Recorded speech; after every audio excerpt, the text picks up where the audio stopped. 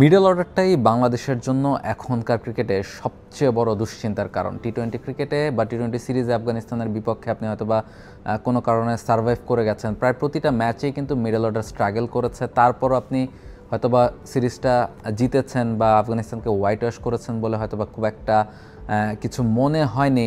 তবে মিডল অর্ডারের ঘাটতি বা প্রপার মিডল অর্ডার ব্যাটার যে বাংলাদেশে এই মুহূর্তে নেই, শুধু ন্যাশনাল টিমে নয়, পাইপলাইনেও যে মিডল অর্ডার ব্যাটার নেই, সেটাই কিন্তু আরও একবার প্রমাণ করছে বাংলাদেশের ক্রিকেটাররা। কারণ আপনি যদি ওয়ানডে সিরিজের প্রথম ম্যাচটার দিকে দেখেন, তাওহিদ হৃদয় একমাত্র মিডল অর্ডার ব্যাটার হিসেবে তিনি কিন্তু এশিয়া কাপটাতে খেলেছেন, এরপর আফগানিস্তানের বিপক্ষে টি-20 সিরিজও খেলেছেন। তবে আজকের ম্যাচে তাওহিদ হৃদয়ের সঙ্গে 5 নম্বরে ব্যাটিং করেছেন মিরাজ। যদিও খুব বেশি দিন ধরে আসলে ওই 4-5 বা মিডল অর্ডারে ব্যাটিং করছেন না, রিসেন্টলি তিনি ক্যাপ্টেন্সি পাওয়ার পর ওই নিজের ব্যাটিংটাকে খানিকটা প্রমোশন দিয়ে 5 নম্বরে নিয়ে এসেছেন। এর আগে কিন্তু সবসময় তিনি 8-এ ইভেন 9-ও তিনি কখনো কখনো ব্যাটিং করেছেন এবং সেই জায়গাতে তিনি পারফর্ম করেছেন, প্রমাণ করেছেন যে তার ব্যাট হাতে ক্যাপাবিলিটি রয়েছে।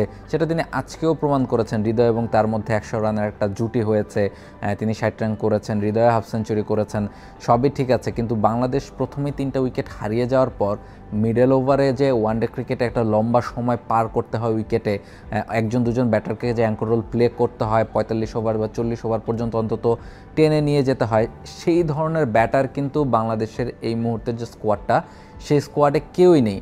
আপনি যদি ফর্মে থাকা প্লেয়ারদের কথা ধরেন, তানজিদ তামিম কিংবা সাইফ হাসান, সবাই কিন্তু ওপেনার হিসেবে খেলছেন। নাইম শেখ ভিসার জটিলতার কারণে যেতে পারেননি, তিনিও অ্যাজ এ ওপেনার খেলবেন যদি সুযোগ পান।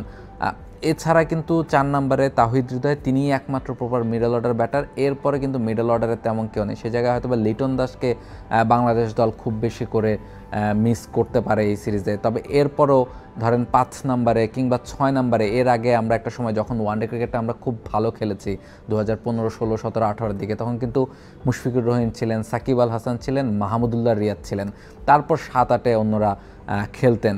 তবে এই মুহূর্তে জাকির আলী অনিককে 6-এ খেলতে হচ্ছে, নুরুল হাসান সোহানকে 7-এ খেলতে হচ্ছে।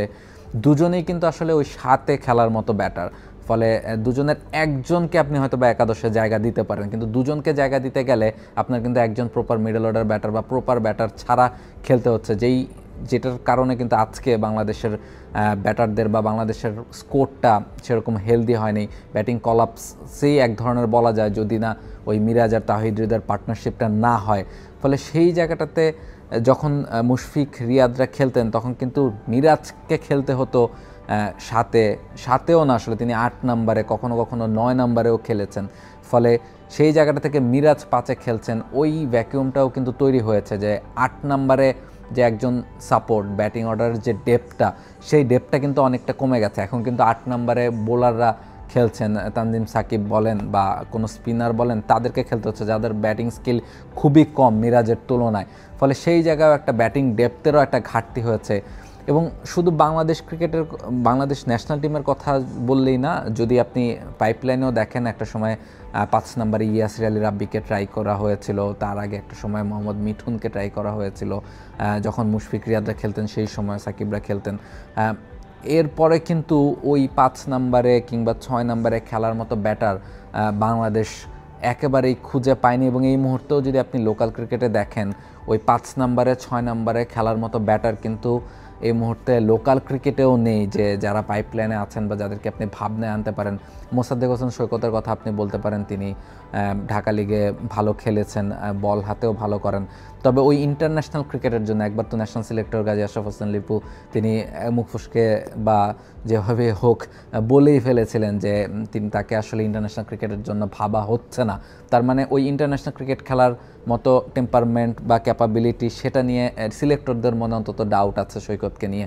ফলে ইন্টারন্যাশনাল ক্রিকেট খেলতে পারেন, 5 নম্বরে ব্যাটিং করতে পারবেন, ওই অ্যাঙ্কর রোলটা প্লে করতে পারবেন, ওই সলিড টেকনিকটা আছে, মিডল ওভারে সিঙ্গেল ডাবলস নিয়ে ইনিংসটাকে বড় করতে পারবেন, ইনিংসটাকে গোছাতে পারবেন, এমন ব্যাটার কিন্তু বাংলাদেশের ন্যাশনাল টিমে কিংবা পাইপলাইনেও আপনি একজনও খুঁজে পাবেন না। আফিফ হোসেন ধ্রুবকে অনেকদিন ট্রাই করা হয়েছিল, তিনিও খুব একটা ভালো যে ফর্মে আছে সেটা বলার উপায় নেই। ফলে লোকাল ক্রিকেটে আফিফ কিংবা ইয়াসির রাব্বি, যারা এর আগে সুযোগ পেয়েছেন বা যারা এর আগে প্ল্যানিংয়ে ছিলেন, তাদেরকেও যদি আবার নিজেদের ফর্মটা খুঁজে ফেরত না পান, তাহলে কিন্তু ওই 5 নাম্বার পজিশনে বা 6 নাম্বার পজিশনে ব্যাট করার মতো প্রপার মিডল অর্ডার ব্যাটারের যে একটা সংকট, সেই সংকট সহসাই বাংলাদেশের ক্রিকেটে দূর হবে বলে মনে হচ্ছে না। শুধু ওয়ানডে ক্রিকেটেই না, এটা টি-20 ক্রিকেটের ক্ষেত্রেও যথেষ্ট সত্য। হয়তো বা বাংলাদেশ টি-20 সিরিজটা অনায়াসে জিতেছে বলে আমরা সেটা ফিল করিনি, তবে আপনি যখন নেক্সটে বড় দলের সাথে খেলবেন কিংবা আরও যখন ম্যাচ খেলবেন, ওয়ার্ল্ড কাপে যাবেন, তখন কিন্তু সেই